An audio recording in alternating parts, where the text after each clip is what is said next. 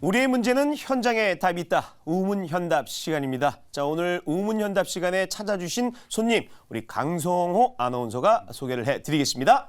네, 박성호 아니고 강성호입니다. 네. 네, 이 시점에서 우리가 가장 만나고 싶은 애널리스트, 매년 연말쯤에 국내에서 가장 높은 인사이트와 확률로 시장을 전망해주는 남자, 매일 아침 매일경제TV의 문을 열어주는 남자, 이베스트증권 신중호 센터장과 함께하도록 하겠습니다. 박수와 함께 맞이해볼까요? 네. 사실 그 평일날 아침을 좀 책임져 주시는데 네. 사실 토요일하고 일요일은 좀 쉬셔야 되는데 네. 저희가 또 모셨습니다. 예. 네. 두 번째 출연이신데 맞아요. 어떻게 네. 지내셨나요? 잘 지내는데 시장이 네. 그 사이에 좀 이렇게 안 좋아서 여러모로 주식시장은 좋게 보는 사람이든 네. 나쁘게 보는 사람이든 올라야 좋은 거 하거든요. 맞아요. 나쁘게 봤는데 틀렸다. 그러면 뭐 괜찮아 이러거든요. 그런데 시장이 뭐 이렇게 좀 분위기가 안 좋다 보니까 뭐 여러모로 뭐 정신없이 지난 것 같습니다. 네. 그래요. 근데 저 의상을 보니까 네. 패션 모델 같아요. 아니 여기 아직 진짜 키가 그렇지 엄청 않아요? 크세요. 키가 엄청 크세요. 정말 제가 지금 화가 나는 게 뭐냐면 잘생긴 세 분 옆에 내가 있으니까 이거 완전 오징어 게임 됐어 이거. 아니 왜 화를 내요? 왜 화를 내? 죄송합니다. 예. 아니 근데 저는 처음 뵙는 것 같아요. 네. 맞죠? 저번에 왔을 때는 다른 분이었죠. 네. 전 반갑습니다. 아유, 아니 성함이 신중호라서 굉장히 신중하실 것 같다는 네. 생각이 들면서 네. 맞습니다. 잘 부탁드리겠습니다. 네, 알겠습니다. 네. 자, 얼마 전에 뭐 미국에서 이제 CPI 10월 지표 발표했을 때 그래도 예상보다 하회했기 때문에 그래도 좀 뭐 시장이 환호해서 좀 주가가 잘 가는 듯했습니다. 그런데 지금 분위기 그 훈풍을 좀 받아서 갈지 오늘 신중호 원장님과 네. 함께 센터장님과 함께 얘기를 나누도록 하겠습니다. 네. 자, 오늘 준비한 주제가 있습니다. 네. 자, 한번 볼까요? 네. 오늘 준비한 주제 미국에서 불어오는 따뜻한 바람, 연말 산타 랠리 가능할까? 근데 제가요, 따스했으면 좋겠는데. 저게 산타 랠리 있잖아요. 네. 저 글자에 산에 니은 받침 있죠. 네. 이게 옆으로 옮기면 사탄 랠리가 될 수도 있다. 요 얘기를 또 해야 될 것 같아요. 예. 엄청 저는 진짜 생각 못했는데 네. 사탄 랠리. 예. 자, 뭐 CPI하고 PPI 예. 지수가 발표되면서 시장은 좀 환호했는데 어떻게 저기 인플레이션을 좀 잡았다라고 좀 확신할 수 있을까요? 아니면 아직도 시장에서 우려스러운 점이 있을까요? 인플레이션이 뭐 생각보다 좀 많이 둔화되고 있는 건 맞는 네. 것 같아요. 제가 진행을 할 때가 훨씬 편하네요, 진짜. 말을 하려니까. 그러니까 지난주, 지지난주 해서 미국에서 CPI하고 이제 생산자 물가 지수 네. 이런 지표들이 나왔는데 시장이 예상한 것보다 더 낮게 나오니까 우리가 그동안 시장에서 계속 요구했었던 게 연준이 이제 드디어 금리를 멈춰줄 것이다.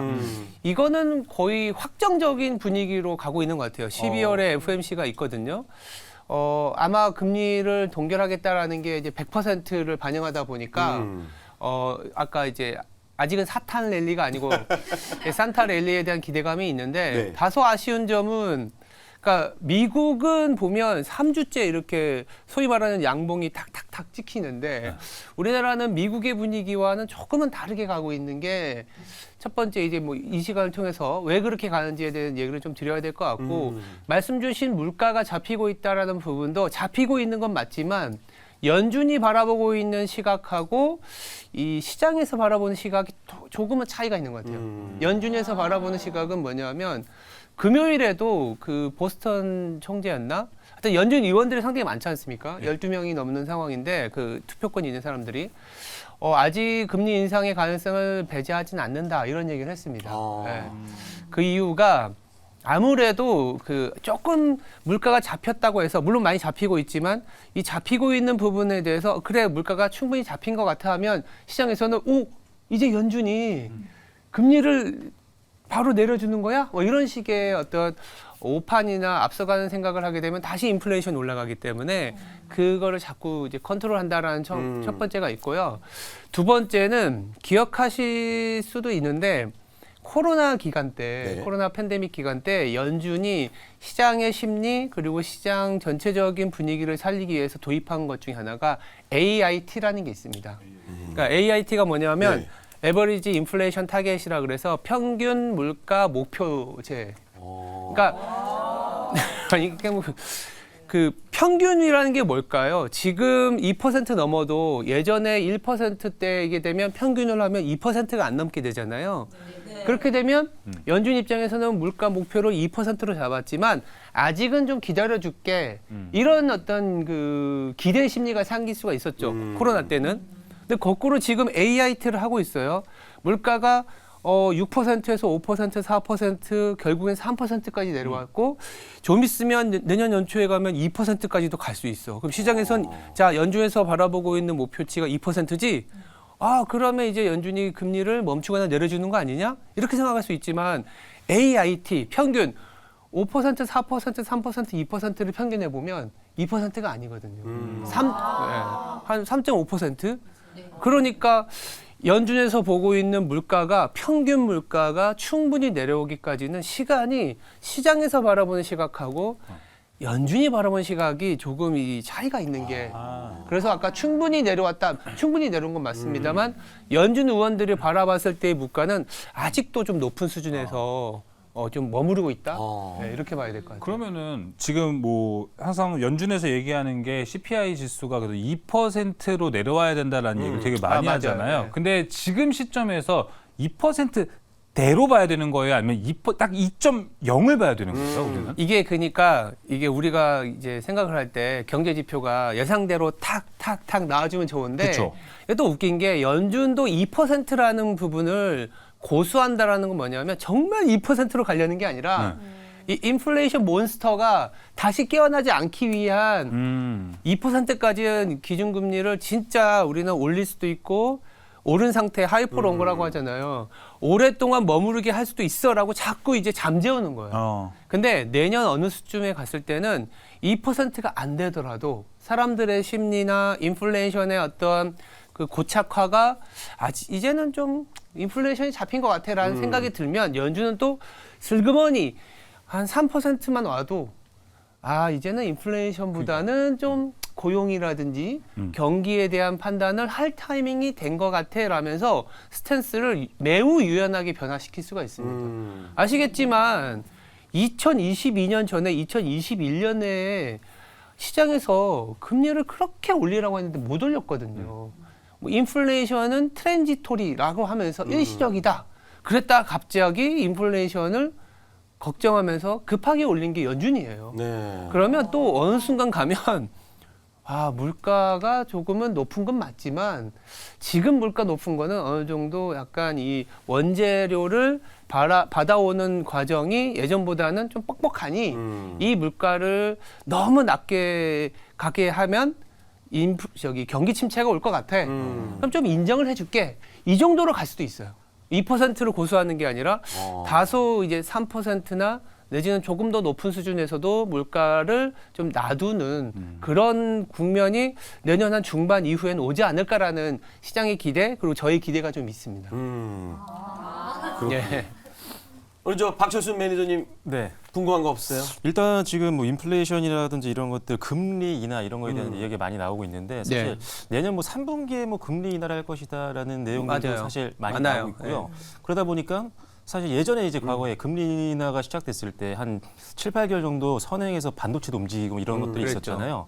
그래서 그것 때문에 과연 진짜 3분기 때 금리 인하를 하느냐 이런 것들에 대해 관심이 많은데 네. 시장에서는 네. 그래서 센터장님은 지금 개인적으로 시점은 어느 정도로 보고 계신지? 시점은 저도 비슷하게 3분기 때 금리 인하에 대한 예상을 좀 하고는 있어요. 네. 그리고 그거와 관련해 아까 반도체주에 대한 얘기도 같이 한번 드려볼 텐데 첫 번째 금리 인하 시기를 3분기로 예상하는 거는 시장에서 예상하는 것보다는 조금은 한 분기 정도 좀 뒤늦게 내린다. 아니면 저희는 3분기를 하더라도 3분기 후반일 수도 있다는 생각은 하는데 지금 우리 보통 CME 패드와치라 그래서 이 시장 참가자들이 연준이 언제 금리를 내릴지에 대한 베팅을 좀 하는 게 있지 않습니까? 네. 그게 지금은 내년 2024년 5월 정도 가면 금리 인하를 처음에 시작하지 않겠냐. 이 정도로 형성이 돼 있는데 저는 그건 좀 빠른 것 같다. 왜냐하면 아까 이제 조금 다시 한번 말씀드리면 글로벌 중앙은행들 한국은행도요. 그 홈페이지 사이트에 가면 중앙은행의 가장 1책무를 뭘로 잡냐면 물가 통제, 물가 안정으로 합니다. ECB, 유럽 중앙은행도 그렇고 BOJ도 그렇고.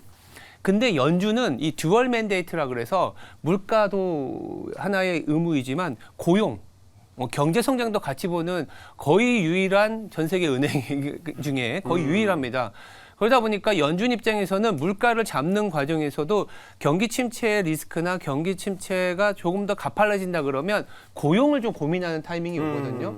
그래서 아까 제가 인플레이션이 2%까지 안 가더라도 인플레이션을 조금 유지시킬 수 있다라고 얘기하는 게 뭐라 그래야 되나 고용도 같이 보는 중앙은행이기 때문에 그럼 여기서 고용은 뭐냐면 한마디로 경기거든요.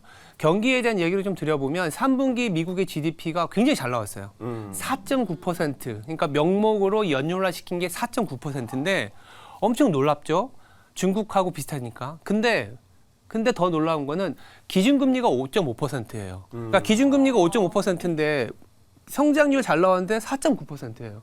내가 월급을 100만 원을 벌었는데 이자는 120만 원이에요. 그러니까 기준금리도 안 되는 그 성장을 하고 있는 거예요. 이 성장률이 4분기, 1분기 그러면 3분기 연속 기준금리보다 안 되는 성장률을 했을 때 연준은 과거에 금리를 내려준 사이클이 있었어요. 네. 그렇다면 지금 3분기, 4분기, 1분기, 내년 1분기까지 했을 때 성적표가 내년 2분기쯤에 나올 테고 그 나오는 상황에서는 좀 고민을 하겠죠. 당장 금리를 내려주기는 않겠지만 보니까 물가도 조금은 완만해졌고 더불어서 경제 성장률이 기준금리보다 낮은 수준을 기록하는 게 3분기 연속 내지는 1년 내내 가까이 되니까 성장을 우리도 좀 고민해 볼게라는 게 2분기에 조금은 더 강해질 것 같아요. 그랬을 때는 빠르면 7월 아니면 9월에 금리 인하를 최초에 하지 않을까라는 부분이고 야 그러면 아까 말씀하신 것처럼 6개월이나 5개월 이전에 반도체 일주가 좀 움직였던 사이클에 대해서는 어떻게 생각하냐라는 부분에 대한 답을 좀 해드리면 첫 번째는 지금 너무 빠르게 반도체가 좀 움직인 것 같아요. 경기의 수준보다. 그러니까 공급을 좀 조이면서 삼성전자가 캐펙스 컷이라고 해서 투자 규모를 감소한 게 30% 정도 했는데 역대급으로 했거든요. 그만큼 안 좋다라는 얘기도 있지만 그만큼 반도체 시황, 메모리 시황을 좀 잡아주고 있다라는 기대로 많이 올라왔어요. 그런 부분들이 주가에 너무 많이 반영됐다라는 거고 연말 연초 경기가 꺾이고 미국의 성장률이 둔화되는 과정에서는 어쩔 수 없이 이 경기적인 측면, 즉 P, 그러니까 메모리의 P는 오케이인데 Q, 성장에 대한 고민을 연 내내 상반기에 할 수밖에 없다 보니까 먼저 선반영된 부분 때문에 언젠가 금리를 내리겠다고 하면서 더 치고 나가기에는 조금 다소 불편함이 있다. 그리고 오히려 연준이 금리를 내려준 하반기 때 가서 반도체를 보는 게 낫지 않겠냐. 예, 이렇게 말씀을 드리고 있습니다.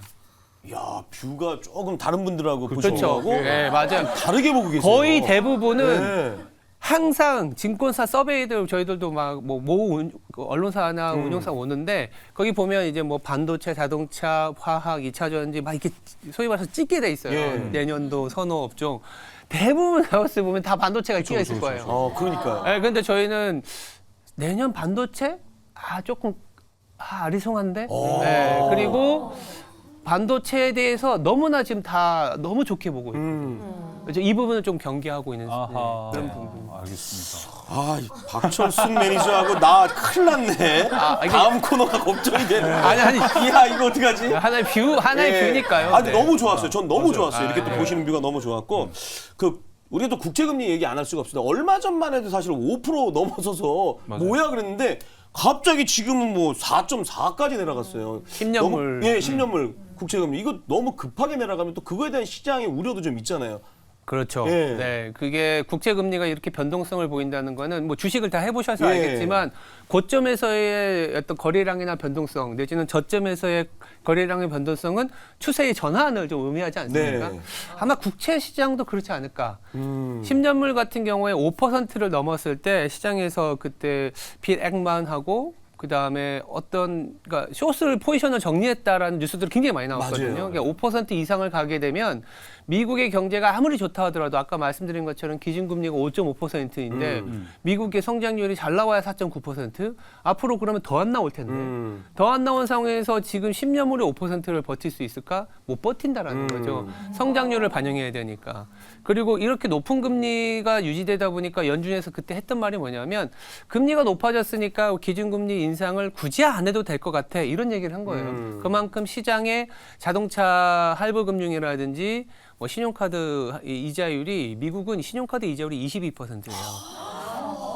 자동차 할부금리 10%가 넘어요. 와. 왜냐하면 모기지 금리는 90%가 고정금리인데 네. 내가 실질적으로 집 사놓고 자동차도 사고 신용카드를 통해서 대출을 통해서 뭐 소비를 하는데 22%의 이자를 감당하기가 만만치가 않거든요. 예. 그거를 연준 입장에서는 알고 있으니까 굳이 기준금리 더 안 올려도 돼라는 부분이었는데 그러다 보니까 5% 넘었던 10년물 금리에 대해서는 소위 말해서 살 가격이 된 거죠. 그러니까 국채 금리는 올라가면 올라갈수록 가격이 하락한 거기 때문에 네. 이 정도 가격이면 사도 되겠다라는 인식이 있는데 또 한편으로는 4.5%를 깨고 내려가면 연준이 추가로 더 긴축을 할 수 있는 유인을 주다 보니까 그러면 국채를 사는 입장에서는 야 이거 잘못했다가는 또 가격이 하락할 수 있는 리스크가 있고 두 번째는 뭐냐면 아직은 미국의 성장률이 실질 성장률이 한 1.5% 정도 내년에 기대가 되고 있습니다.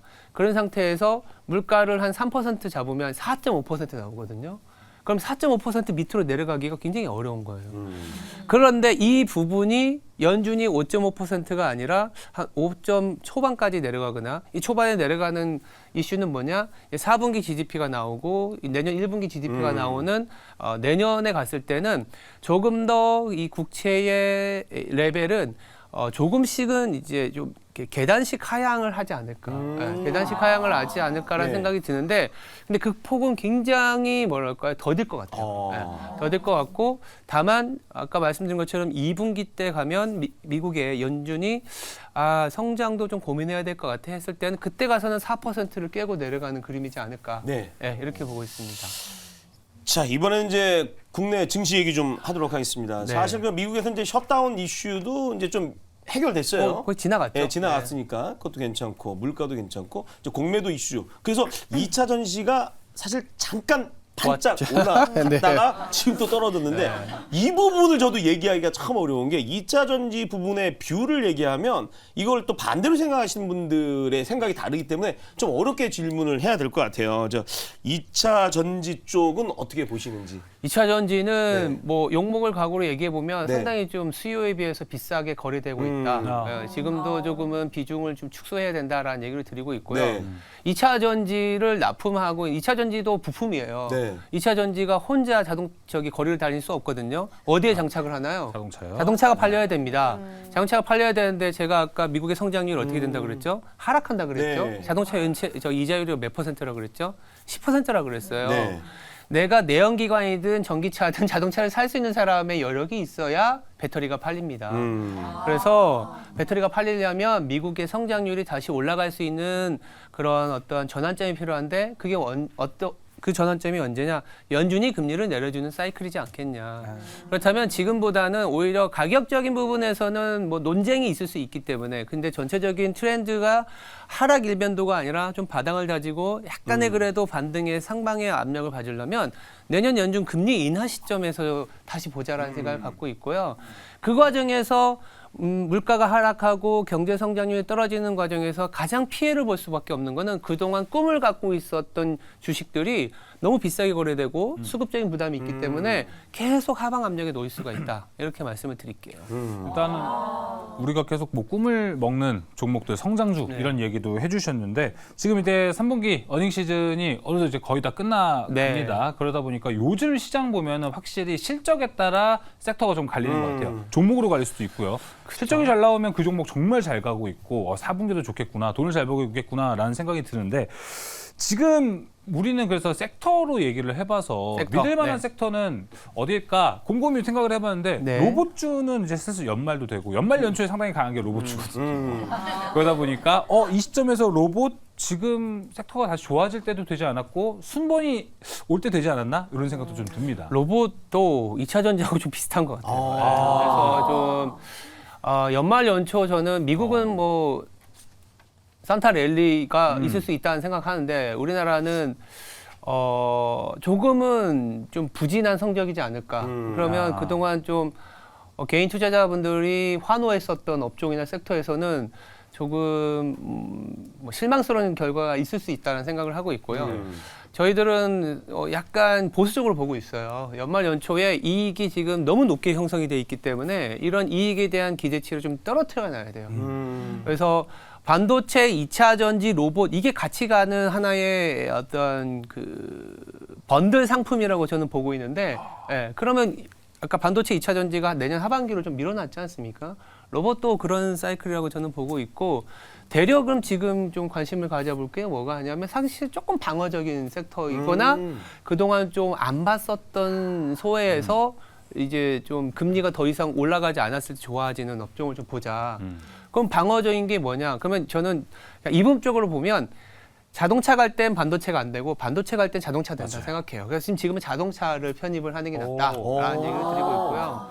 왜냐하면 둘 다 미국의 성장률이 둔화되긴 하지만 반도체는 1년 내내 피크아웃 논리로 밸류에이션이 싸기 때문에 그 기대가 없어요. 근데 반도체는 너무 이제 기대가 올라오니까 이게 좀 떨어져야 되거든요. 그래서 그런 어떤 밸런스적인 측면에서 반도체보다는 자동차가 상반기에 버퍼 역할을 해줄 것이다라는 얘기 드리고 있고 한편으로는 이제 내수 수출주 요새는 이게 내수 수출주가 무슨 말이냐 하겠지만 그러니까 보통 우리가 화장품이라든지 이런 게 그러니까 이런 내수 수출주들에 대한 뭐 음식료 안에서도 이 내수주지만 수출주 갖고 가잖아요. 라면. 뭐 그런 것들. 근데 그거는 이제 좀 많이 이제 부각이 됐고 오히려 그동안 좀 소외되어 있었던 업종 중에는 이제 게임주 같은 거.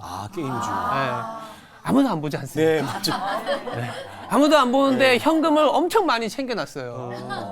네. 투자도 이제 조금씩 하는 것 같고 그리고 뭐 소프트웨어라고 할 수 있는 네이버 같은 경우 그리고 이제 제약바이오 같은 경우 그러니까 이 제약바이오나 소프트웨어가 그동안 2년 동안 내내 이제 소외되었기 때문에 이런 업종과 자동차를 편입해서 가는 전략이 연말 연초에 이게 왜냐하면 이렇게 얘기하면 좀 재미없어 그리고 이게 좀 손이 안 가 이런 업종이거든요. 그런 쪽이 조금 저는 기회가 있을 수 있다는 말씀드리고 싶습니다. 네. 얘기를 들으니까 이 질문을 꼭 하고 싶어요. 지금 이제 G스타에서 맞아요, 게임을 네. 이제 공개를 하고 있잖아요. 네. 근데 거기에 이제 그 리뷰가 좀 올라오고 있어요. 근데 맞아요. 너무 좋다라는 리뷰가 있는 또 회사들이 있거든요. 그러다 보니까 내년에 오히려 지금 아무도 생각 안 하고 있는 메타버스 쪽. 메타버스. 네, 왜냐면 이게 게임하고 메타버스가 연결이 될 수가 있거든요. 그래서 메타버스 쪽을 오히려 지금쯤 사놓고 기다리는 게 어떨까라는 얘기 있어요. 왜냐면 화질이 많이 좋아졌죠. 엄청나게 좋아졌대요. 맞아요. 저도 그 생각을 예. 그래서 비슷하게 하고는 있습니다. 예. 메타버스 정도는 한 번쯤 볼 수도 있겠다. 근데 그 메타버스를 보면은 지금 메타버스 흐름으로 볼 때 우리가 예전에 알고 있던 뭐 위직 스튜디오 같은 그 메타버스 선두격으로 올라온 쪽을 보는 게 좋아요? 아니면 기기 쪽을 보는 게 좋아요? 기기 쪽일 수도 있을 것 같고 전체적인 저도 이게 미처 생각 못했던 부분인데 네. 메타버스도 될 수 있겠다라는 생각을 그냥 뭐 약간 일반적으로 말씀드리고 소비가 생각보다 우리나라도 그렇지만 글로벌 소비 여력이 굉장히 떨어져 있어요. 그리고 좀 비싼 제품을 사기가 조금 만만치가 않은 것 같아요. 좀 뭐하게 생각하면 밖에 나가서 막 이렇게 쇼핑하기도 어렵고 자동차 사기도 어렵고 그래서 그냥 게임이나 하지 않을까 이런 생각도 듭니다. 진짜로 진짜 그런 사이클도 진짜 그럴 있어요. 것 같아, 맞아. 우리가 팬데믹 때 게임주가 굉장히 날아갔었던 이유가 나갈 수 없고 그냥 안에서 소비했던 사이클이지 않습니까? 혹은 OTT? OTT도 뭐 괜찮을 것 같아요. 그러니까 그런 OTT나 게임주에 대해서 안 본 지 거의 꽤 오래됐거든요. 예. 그런 부분들을 그러니까 이제 컨셉적인 측면에서는 이렇게 이제 반응이 오는 거잖아요. 이게 OTT, 메타버스 이런 식의 아이디어로 저는 내년에 초반이 형성되지 않을까? 네. 그 요즘은 끝으로 드려야 될 것 같아요. 그 상반기에 오셨을 때 네. 좋게 봤던 팩트 이제 반도체인데 이 뷰는 좀 바뀌었고 네. AI도 좋게 보셨어요. 그리고 AI가 AI. 좋은 게 지금 미국의 M7 중에 뭐 마이크로소프트는 뭐 그냥 신고가 뚫고 가기 맞아요. 때문에 맞아요. 이쪽은 봐야 되겠구나라는 생각을 네, 하고 맞아요, 있거든요. 맞아요. 어떻게 보시는지. 그러니까 AI는 내년에 만약에 온기로 봤을 때 네. 주도 섹터가 될 것이냐면 맞는 것 같아요. 그런데 조금 더 핵심에 들어가서 그 종목 아까 마이크로소프트 말씀하셨는데 네. 마이크로소프트 정도만 갖고 가다가 그것도 마찬가지로 약간 이제 금리를 내려주면서 전체적인 기업들이 투자를 더 많이 할 수 있고 투자를 더 많이 하게 되면 한마디로 AI에 필요한 것들은 또 반도체지 않습니까? 네. 그렇게 이제 확산이 될 수 있을 것 같은데 당장은 미국 같은 경우에는 기업들의 대출이 지금 마이너스거든요. 기업들도 이제 돈을 못 빌려서 그렇게 투자를 못 하고 있어요. 그래서 빅테크 기업들도 현금 흐름이 워낙 좋긴 하지만 본업인 자기들의 투자를 하다 보니까 이 AI 쪽이나 ATBM 쪽에는 상당히 많은 투자를 할 수가 없어요. 아니면 하려 그러면 기본 거를 줄여야 되거든요. 기본 걸 줄인다 보면 우리나라 입장에서는 메모리의 90%는 기본이거든요. 그래서 이게 플러스 마이너스 효과에서 상쇄가 돼버리거나 마이너스가 돼버려요. 그래서 HBM이나 AI 쪽에 핵심을 갖고 갈 수 있는 마이크로소프트 정도만 어쩌면 상반기에도 잘 버틸 수 있고 이게 수반된 나머지 밸류 체인은 오히려 하반기 가서 좋아지지 않을까 네, 이렇게 말씀드리고 있습니다. 또 하나 우리가 잊고 있는 게 다음 주잖아요. 네. 21일 날 엔비디아 실적 발표하잖아요. 맞아요. 이 엔비디아 실적 발표를 다들 이제 좋게 보고 있는데 이거에 따른 반도체 그러니까 반도체 업종들이 좀 오를 수도 있는 생각을 좀 해봤는데 어떻게 접근할까요? 그러니까 엔비디아가 실질적으로 HBM의 매출 그로스가 상당히 좋은 거는 예. 맞는데 네. 동일한 대답인 것 같아요. 그 상황에서 우리가 추가로 엔비디아는 또 엔비디아의 납품처가 있잖아요. 그게 빅테크 기업들이거든요. 빅테크 기업들의 캐펙스가 내년에 더 많이 늘어나진 않아요. 그래서 실질적으로 엔비디아 수혜주하면 엔비디아를 일단 사는 게 나은 것 같고 왜냐하면 그 캐펙스가 늘어나야 네. 엔비디아를 비롯한 HBM도 있고 기존의 90% 80% 되는 기존 SSD 제품이랑 이런 것들이 팔린다라는 가정하에 삼성전자도 1.5배에서 더 올라갈 수 있는데 하이닉스도 지금 PBR이 1.4, 5배가 넘어가거든요. 그래서 좀 다소 불편한 가격대에 있는 것 같아요, 반도체는. 그래서 움직이기보다는 좀 차익 실현의 어떤 기회로 사람들은 좀 생각하지 않을까 네. 네, 그렇게 생각하고 있습니다. 감사합니다. 오늘 이제 신중호 센터장님이 와주셔서 제가 생각지 못하는 그런 맞아요. 뷰를 말씀해 주셔서 너무 좋았어요. 난 저렇게 생각 못했는데 이렇게 한번 접근을 해봐야 되겠다라고 생각하고 올 뭐 12월 달 산타랠리 한번 지켜보고 내년까지 좀 봐야 되지 않을까 싶습니다. 네, 자 오늘 와주셔서 좋은 말씀해 주신 우리 신중호 센터장님 박수로 보내드리겠습니다. 고맙습니다.